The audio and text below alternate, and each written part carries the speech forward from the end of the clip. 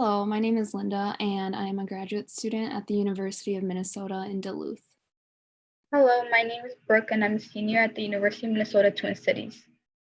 And our project, which was conducted in the United States, was a prospective study on childhood emotional abuse, resilience, and physical health outcomes and risks. Um, for the background, there's some previous but limited research suggesting that childhood abuse is linked to physical health issues, and when facing abuse, children can also be resilient.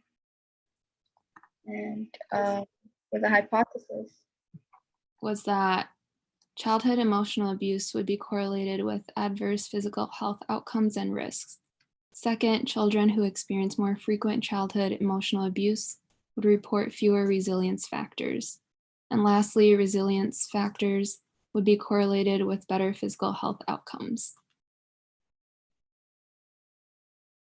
so for our methods, the project is a secondary data analysis of the longitudinal studies of childhood abuse and neglect study. Research was collected in 5 different locations in the United States.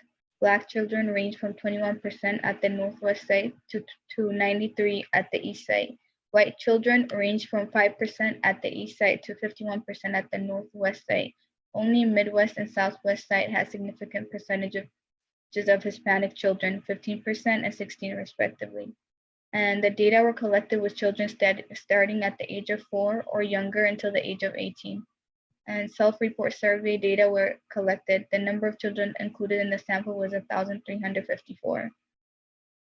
Psychological maltreatment was assessed at age 12 and operationalized as the frequency of emotional abuse inflicted by any adult the child sees as a parent figure.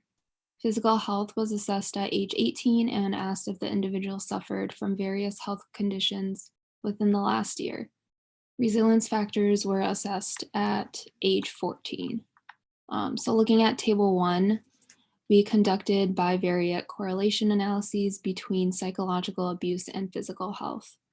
These non-significant health outcomes were not depicted in table 1 included asthma, allergies, skin conditions, and musculoskeletal pain.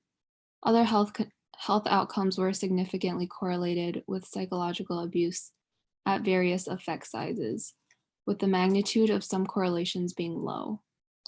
Going to table 2, resilience factors were not correlated with emotional abuse or physical health, and chi-square tests suggest that there were no differences in frequency of resilience factors between those with and without emotional abuse histories.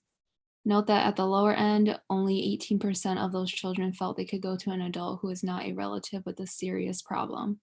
On the other end, 94% felt they had an adult in their life who believed in them. And for the discussion, there's no pattern of type of physical health issues that were related to childhood emotional abuse. And strength of the study includes using a large sample size. Some limitation of the study included its correlational nature, so we cannot determine cause and effect. Nonetheless, the study has global research and clinical implications. We need to address this problem by increasing awareness on the impacts of psychological abuse within families. Thank you for listening.